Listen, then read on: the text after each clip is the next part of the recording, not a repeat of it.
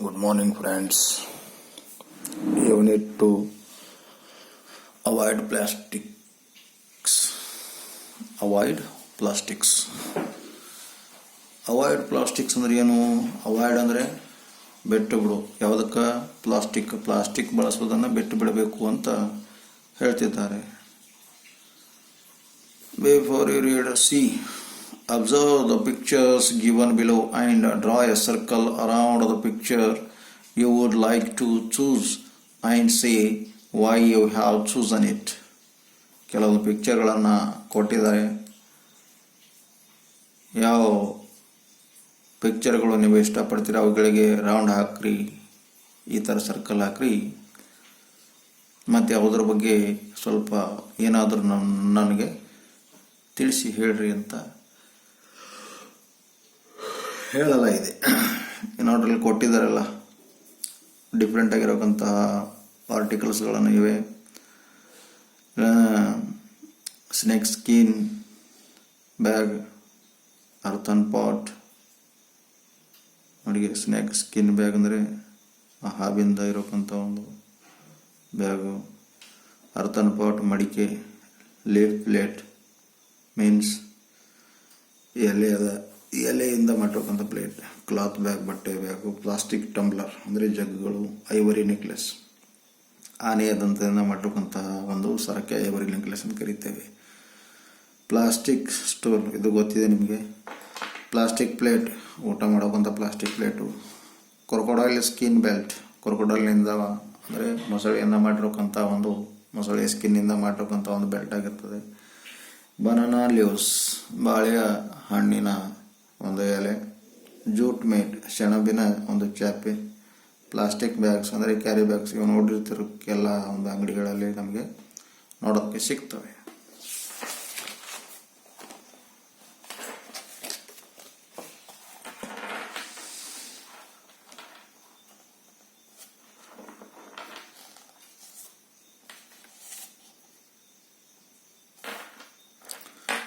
Avoid plastics. It is time to say no to plastics. It is time to say no to plastic. ಇದು ಎಂಥ ಸಮಯ ಅಂದರೆ plastic ಬೇಡ ಅಂತ ಹೇಳೋ ಸಮಯ. ಯಾಕಂದರೆ ಈ ಪ್ಲಾಸ್ಟಿಕ್ ಅನ್ನೋಕ್ಕಂಥ ಒಂದು ವಸ್ತು ಇದೆಯಲ್ಲ, ಈ ಒಂದು ಪ್ಲಾಸ್ಟಿಕ್ಸ್ ಬ್ಯಾಗ್ಸ್ ಆಗಿರ್ಬೋದು, ಇವೆಲ್ಲ ಜಾಸ್ತಿ ಇಂದಿನ ದಿನಗಳಲ್ಲಿ ಯೂಸ್ ಮಾಡ್ತಿದ್ದಾರೆ. ಈ ಪ್ಲಾಸ್ಟಿಕ್ಸ್ ಬ್ಯಾಗ್ಸ್ನಿಂದ ತುಂಬ ಪರಿಸರದಲ್ಲಿ ಕೆಟ್ಟ ಪರಿಣಾಮ, ಗ್ಲೋಬಲ್ ವಾರ್ಮಿಂಗ್ ಥರ. ಮತ್ತು ಇದು ಹಲವಾರು ವರ್ಷಗಳಾದ್ರೂ ಕೂಡ ಕೊಳೆಯುವುದಿಲ್ಲ, ಹಾಗೆಯೇ ಉಳಿಯುತ್ತದೆ, ಅದರ ರೂಪ ಹಾಗೇ ಇರುತ್ತದೆ. ಅದಕ್ಕೆ ಈ ಪ್ಲಾಸ್ಟಿಕ್ ಯೂಸ್ ಮಾಡೋದ್ರಿಂದ ನಮಗೆ ತುಂಬ ಹಾನಿ ಇದೆ. ಮತ್ತು ಅದರಲ್ಲಿಂದ ಕಸಗಳು ಜಾಸ್ತಿ ಆಗ್ತವೆ. ಅದರಿಂದ ಪರಿಸರದ ಮೇಲೂ ಕೂಡ ಕೆಟ್ಟ ಪರಿಣಾಮ ಇದೆ. ಅದನ್ನು ಯೂಸ್ ಮಾಡಬಾರ್ದು ಅಂತ ಹೇಳ್ತಿದ್ದಾರೆ. See, plastic is not a strange product to anyone. Plastic ಏನು ಹೊಸದಲ್ಲ, ಎಲ್ಲರೂ ನೋಡಿದ್ದೀವಿ ಪ್ಲಾಸ್ಟಿಕ್ಕು ಏನಿದೆ ಅಂತ. It is everywhere in the present world and it has become a part of our life. Alexander Parks created the first man-made plastic. He demonstrated it in an international exhibition in London. He named it as Parkinson. ಈ plastic ನಾವು ದಿನನಿತ್ಯದಲ್ಲಿ ಎಲ್ಲರೂ use ಮಾಡ್ತಿದ್ದೀವಿ. ಇದು ನಮ್ಮ ಜೀವನದ ಒಂದು ಭಾಗವಾಗಿದೆ. ಈ ಪ್ಲಾಸ್ಟಿಕ್ಕನ್ನು ಮೊಟ್ಟ ಮೊದಲ ಬಾರಿಗೆ ಅಲೆಕ್ಸಾಂಡರ್ ಪರ್ಕಿಸ್ ಅನ್ನೋಕ್ಕಂತಹ ವ್ಯಕ್ತಿ ರಚನೆ ಮಾಡಿದ್ದ. ಮತ್ತು ಇವನು ಏನು ಮಾಡಿದ ಅಂದರೆ ಡೆಮಾನ್ಸ್ಟ್ರೇಟೆಡ್ ಅಂದರೆ ಪ್ರದರ್ಶನಕ್ಕೆ ಇಡ್ತಾರೆ. ಎಕ್ಸಿಬಿಷನ್ ಇರಲ್ಲ, ವಸ್ತು ಪ್ರದರ್ಶನ ಇಟ್ಟಂಗೆ. ಹಂಗೆ ಇವರು ಕೂಡ ಪ್ರದರ್ಶನಕ್ಕೆ ಇಟ್ಟು ಎಲ್ಲಿಟ್ಟಿದ್ರು ನೋಡಿ. Demonstrated it in on international exhibition in London. ಅಂತಾರಾಷ್ಟ್ರೀಯ ಒಂದು ಎಕ್ಸಿಬಿಷನ್, ವಸ್ತು ಪ್ರದರ್ಶನ ಮೇಳ, ಅದು ಎಲ್ಲಿತ್ತು? ಲಂಡನ್ನಲ್ಲಿತ್ತು. ಅಲ್ಲಿ ಪ್ರದರ್ಶನಕ್ಕೆ ಇಟ್ಟಿದ್ರಂತೆ ಈ ಒಂದು ಪ್ಲಾಸ್ಟಿಕ್ಕನ್ನು. He named it as Parkesine. ಅದಕ್ಕೆ ಪರ್ಕೆಸಿನ್ ಅನ್ನೋಕ್ಕಂತ ಪಾರ್ಕ್ಸೈನ್ ಅನ್ನೋಕ್ಕಂತ ಒಂದು ಹೆಸರನ್ನು ಇಟ್ಟಿದ್ರಂತೆ Alexander Parkes. The common and wide use of plastic is mainly because it is inexpensive. ಈ ಕಾಮನ್ ಆಗಿ ಬಹಳ ಜನ ಪ್ಲಾಸ್ಟಿಕ್ ಯಾಕೆ ಯೂಸ್ ಮಾಡ್ತಾರೆ ಅಂದರೆ ಅದು ಇನ್ಎಕ್ಸ್ಪೆನ್ಸಿವ್, ಅಂದರೆ ಬಹಳ ಕಡಿಮೆ ರೇಟಿಗೆ ಸಿಗ್ತದೆ, ಅದಕ್ಕೆ ಯೂಸ್ ಮಾಡ್ತಾರೆ. It is long lasting and it is easy to make it. ಮತ್ತಿದು ಬಹಳ ದಿನಗಳ ಕಾಲ ಬಳಕೆಗೆ ಬರ್ತದೆ, ಅದಕ್ಕೆ ಜನ ಇದನ್ನು ಯೂಸ್ ಮಾಡ್ತಾರೆ. ಮತ್ತು ಈ ಪ್ಲಾಸ್ಟಿಕ್ಕನ್ನು ತಯಾರು ಮಾಡೋದು ತುಂಬ ಸುಲಭವಾಗಿದೆ ಅಂತ ಹೇಳ್ತಿದ್ದಾರೆ. This substance can be moulded into any form by heating and it can be retained in that particular form when cooled.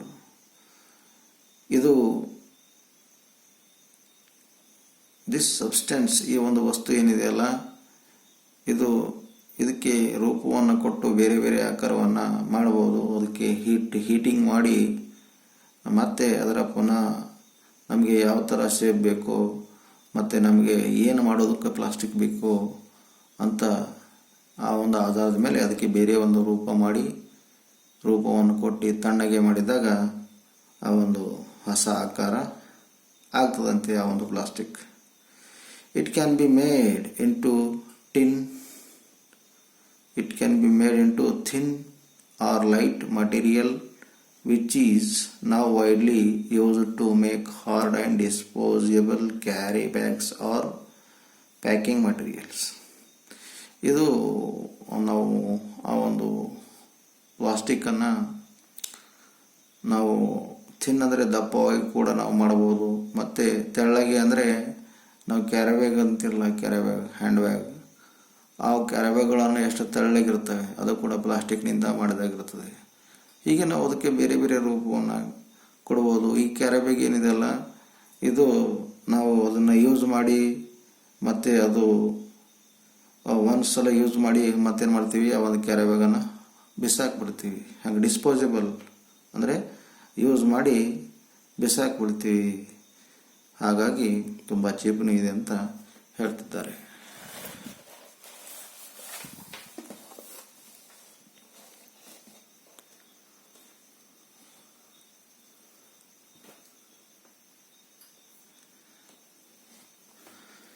These qualities causes threat to the environment. ಈ ಏನು ಕ್ಯಾರಿ ಬ್ಯಾಗ್ನ ಕ್ವಾಲಿಟಿ ಏನಿದೆಯಲ್ಲ, ಇದು ಒಂದು ಎನ್ವೈರ್ಮೆಂಟ್ ಅಂದರೆ ಪರಿಸರಕ್ಕೆ ತುಂಬ ಹಾನಿ ಮಾಡ್ತದೆ ಅಂತ ಹೇಳಲಾಗಿದೆ. As it is cheap and easily available, people dispose plastic everywhere. ಮತ್ತು ಇದು ತುಂಬ ಕಡಿಮೆ ರೇಟಿಗೆ ಸಿಗ್ತದೆ ಮತ್ತು ಈಸಿಯಾಗಿ ನಿರ್ಮಾಣ ಮಾಡ್ಬೋದು ಒಂದು ಕಂಪ್ನಿಯಲ್ಲಿ. ಅದಕ್ಕೆ ಈ ಕ್ಯಾರಿ ಬ್ಯಾಗು ಎಲ್ಲಿ ಬೇಕಾದರಲ್ಲಿ ಬಿಸಾಕ್ಬಿಡ್ತಾರೆ ಜನ. Plastic stays on the earth surface for many centuries as it is long lasting and is impossible to decompose. ಈ ಒಂದು ಭೂಮಿಯ ಮೇಲ್ಮೈ ಮೇಲೆ ಆ ಒಂದು ಕ್ಯಾರಿ ಬ್ಯಾಗನ್ನು ನಮ್ಮ ಭೂಮಿಯ ಮೇಲೆ ಬಿಸಾಕಿದಾಗ ಅದು ನೂರಾರು ವರ್ಷಗಳ ಕಾಲ ಹಾಗೇ ಬಿದ್ದಿರ್ತದೆ.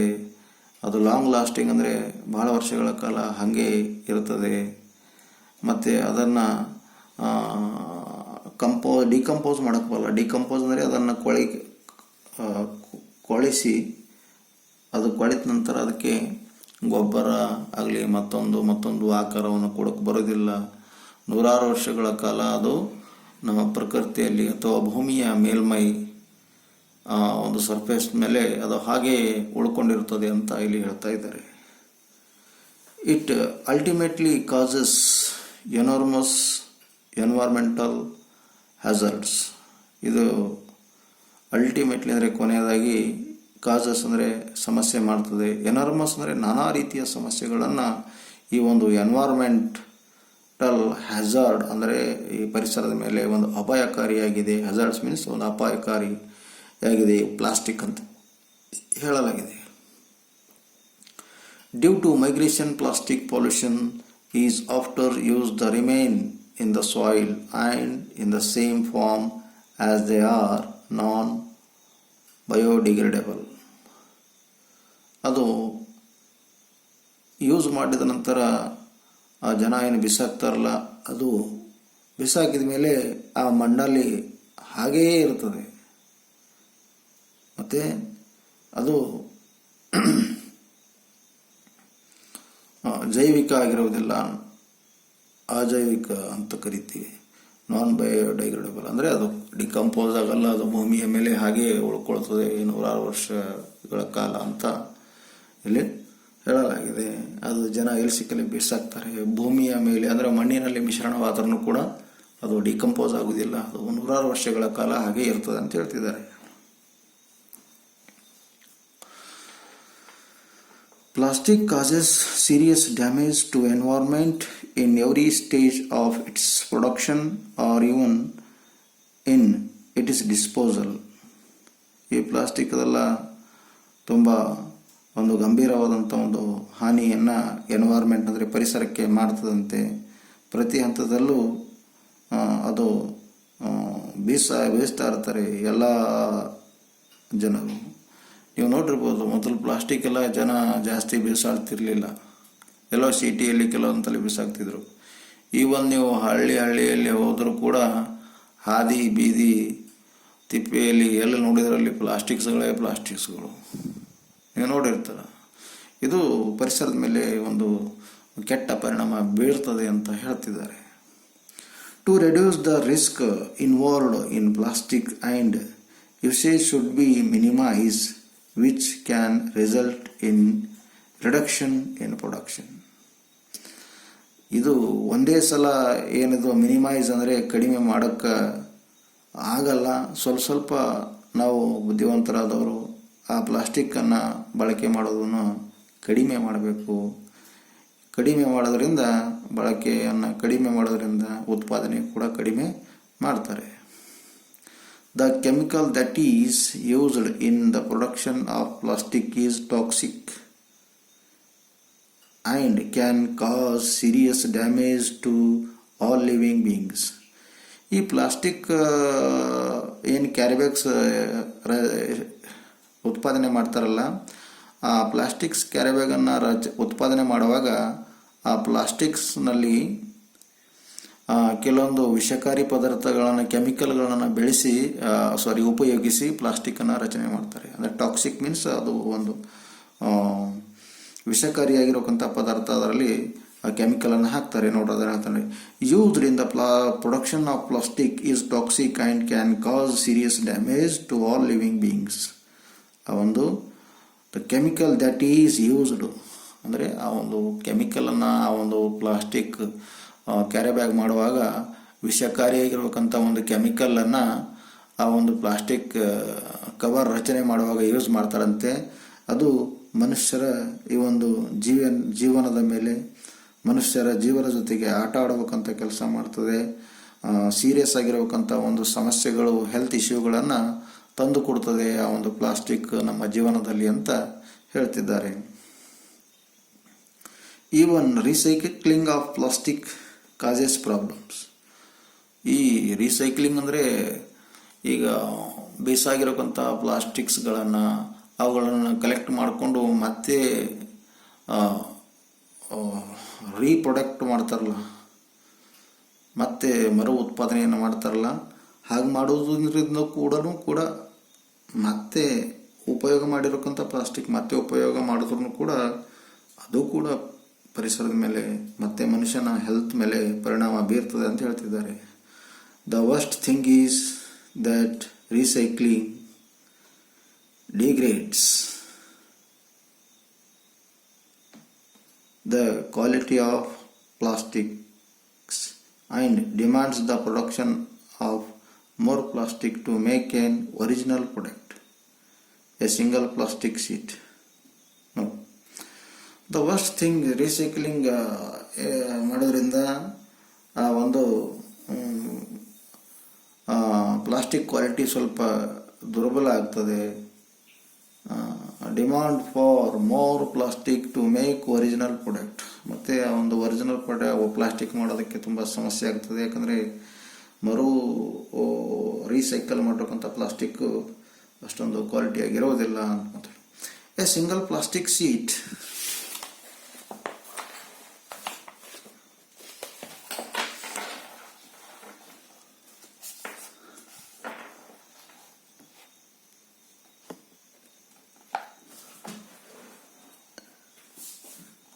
A single plastic sheet can take about 1000 years to rot.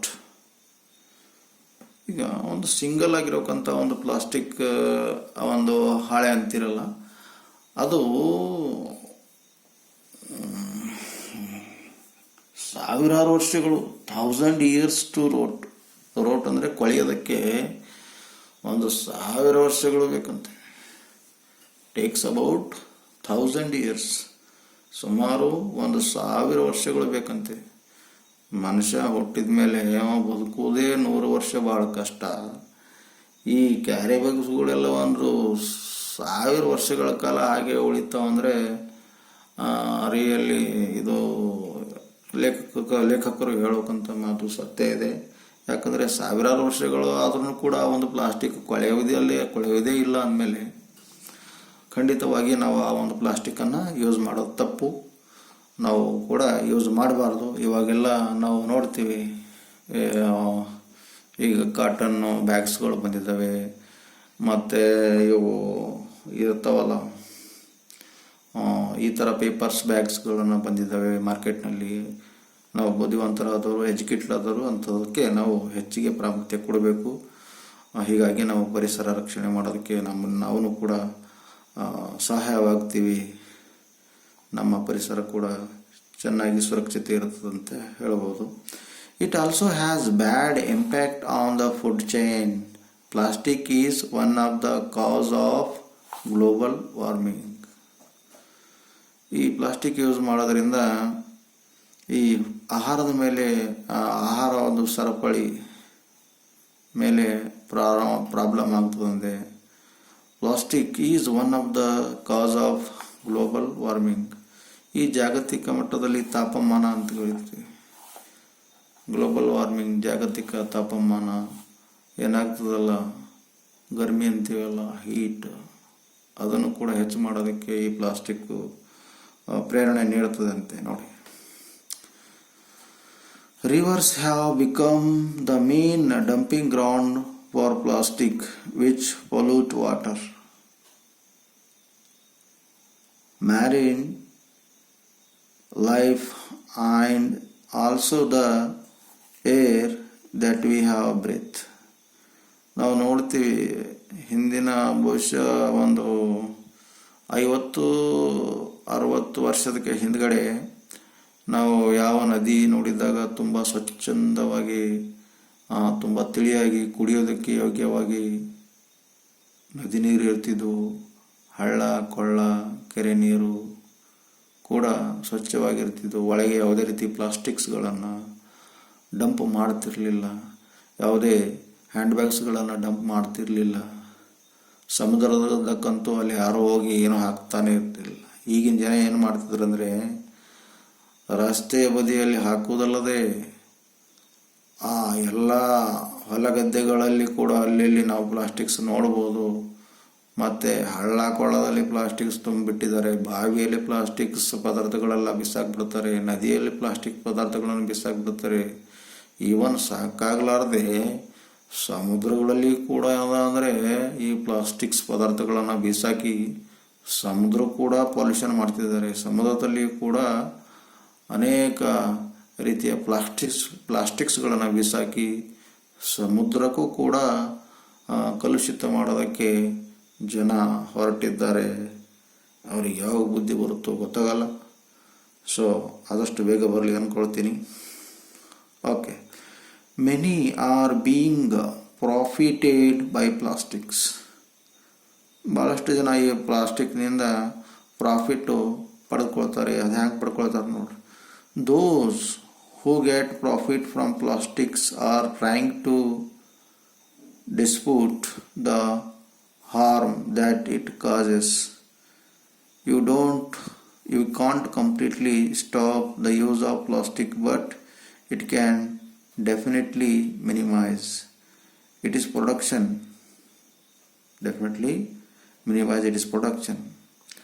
For a healthy future, use the plastic should be minimized at any cost. ಈ ಪ್ಲಾಸ್ಟಿಕ್ನಿಂದ ಬಹಳ ಉಪಯೋಗ ಇದೆ. ಈಗ ನಾವು ಯಾವುದೋ ಒಂದು ಗಾರ್ಮೆಂಟ್ಸ್ ಆಗೋದು, ಯಾವುದೋ ಒಂದು ಶಾಪಿಗೆ ಹೋಗಿರ್ಬೋದು, ಯಾವುದೇ ಬೇಕರಿ ಐಟಮ್ ತರಕ್ಕೆ ಹೋಗಿರ್ಬೋದು, ಏನೇ ಒಂದು ಕೆಲಸ ಮಾಡುವಾಗ, ಖರೀದಿ ಮಾಡುವಾಗ ಹೋದಾಗ ಅಲ್ಲಿ ಅವ್ರೇನು ಮಾಡ್ತಾರೆ, ಸಹಜವಾಗಿ ಪ್ಲಾಸ್ಟಿಕ್ ಕವರ್ನಲ್ಲಿ ಹಾಕಿ ನಮಗೆ ಕೊಡ್ತಾರೆ. ಯಾಕಂದರೆ ಅದು ಅವರಿಗೆ ಭಾಳ ಚೀಪಾಗಿರ್ತದೆ. ಪ್ಲಾಸ್ಟಿಕ್ ಬ್ಯಾನ್ ಮಾಡಿರಿ ಅಂದಾಗ ಕೆಲವೊಂದು ವ್ಯಾಪಾರಸ್ಥರಿಗೆ ತುಂಬ ಕಷ್ಟ ಆಗ್ತದೆ. ಯಾಕಂದರೆ ಈ ಕಾಟನ್ ಬ್ಯಾಗ್ಸ್ಗಳು, ಪೇಪರ್ ಬ್ಯಾಗ್ಸ್ಗಳು ತುಂಬ ಕಾಸ್ಟ್ಲಿ, ಎಕ್ಸ್ಪೆನ್ಸಿವ್ ಆಗಿರ್ತವೆ. ಅದಕ್ಕೆ ಅವರು ಅದನ್ನು ಖರೀದಿ ಮಾಡಿ ಕಸ್ಟಮರ್ಗೆ ಕೊಡೋದಕ್ಕೆ ಆಗಲ್ಲ. ಮತ್ತು ಆ ಒಂದು ಕವರ್ ಚಾರ್ಜು ಕೂಡ ಈ ಒಂದು ಕಸ್ಟಮರು ಕೊಡೋದಕ್ಕೆ ವಿಚಾರ ಆಗ್ತಾರೆ. ಹೀಗಾಗಿ ಅಲ್ಲಿ ಕೂಡ ಪ್ರಾಬ್ಲಮ್ ಆಗ್ತದೆ. ಎಲ್ಲ ಬಿಸ್ನೆಸ್ ಮ್ಯಾನ್ಸ್ಗಳು, ವ್ಯಾಪಾರಿಗಳು ಪ್ಲಾಸ್ಟಿಕ್ಸ್ ಬೇಕಂತ ವಾದ ಮಾಡ್ತಾರೆ. ಆದರೆ ಪ್ಲಾಸ್ಟಿಕ್ ಈ ಒಂದು ಪರಿಸರದ ಮೇಲೆ ಹಾಳಿ ಮಾಡೋದಲ್ಲದೆ ನಮ್ಮ ಜೀವನ ಕೂಡ ಹಾಳು ಮಾಡ್ತದೆ. ಅದಕ್ಕೆ ಹೇಳ್ತಾರೆ, you can't completely stop the use of plastic but can definitely minimise. ನಮ್ಗೆ ಗೊತ್ತಿದೆ, ನೀವು ಕಂಪ್ಲೀಟಾಗಿ ಒಂದೇ ಸಲ ಈ ಪ್ಲಾಸ್ಟಿಕ್ ಯೂಸ್ ಮಾಡೋದನ್ನು ಬಿಟ್ಬಿಡ್ತೀರಾ ಅಂತ ನಾನು ಅಂದ್ಕೊಂಡಿಲ್ಲ. ಆದರೆ ಪ್ಲಾಸ್ಟಿಕ್ ಯೂಸ್ ಮಾಡೋದನ್ನು ಕಡಿಮೆ ಮಾಡಿ ಸ್ವಲ್ಪ ಕಡಿಮೆ ಮಾಡಿ ಮುಂದೊಂದು ಸಲ ಪ್ಲಾಸ್ಟಿಕ್ ಲೆಸ್ ವರ್ಲ್ಡ್ ಮಾಡಿಬಿಟ್ಬಿಟ್ರಿ. ಪ್ಲಾಸ್ಟಿಕ್ ನಮಗೆ ಎಲ್ಲ ಜನರು ಯೂಸ್ ಮಾಡ್ತಾರೆ. ಅದೇ ಒಂದೇ ಸಲ ಯಾರೂ ಬಿಡುವುದಿಲ್ಲ. ಆದರೆ ಪ್ಲಾಸ್ಟಿಕ್ ಯೂಸ್ ಮಾಡೋದನ್ನು ಕಡಿಮೆ ಮಾಡುತ್ತಾ ನಾವೇನು ಮಾಡಬೇಕು, ಅದರ ಒಂದು ಪ್ರಮಾಣವನ್ನು ಕಡಿಮೆ ಮಾಡಿ ನಮ್ಮ ನೇಚರು, ನಮ್ಮ ಹೆಲ್ತು, ನಮ್ಮ ಫ್ಯೂಚರು ಏನು ಮಾಡಬೇಕು, ಚೆನ್ನಾಗಿ ಇಟ್ಕೊಳ್ಬೇಕು. ಅದು ಅಲ್ಲದೆ ನಮ್ಮ ಪರಿಸರ ಕೂಡ ಚೆನ್ನಾಗಿ ಇಟ್ಕೋಬೇಕು ಎನ್ನುವಂಥ ಮಾತು ಇಲ್ಲಿ ಹೇಳಲಾಗಿದೆ ಈ ಒಂದು ಲೆಸನ್ನಲ್ಲಿ. ಈ ಲೆಸನ್ ಇಲ್ಲಿಗೆ ಮುಕ್ತಾಯವಾಯಿತು. ಥ್ಯಾಂಕ್ ಯು, ಧನ್ಯವಾದ.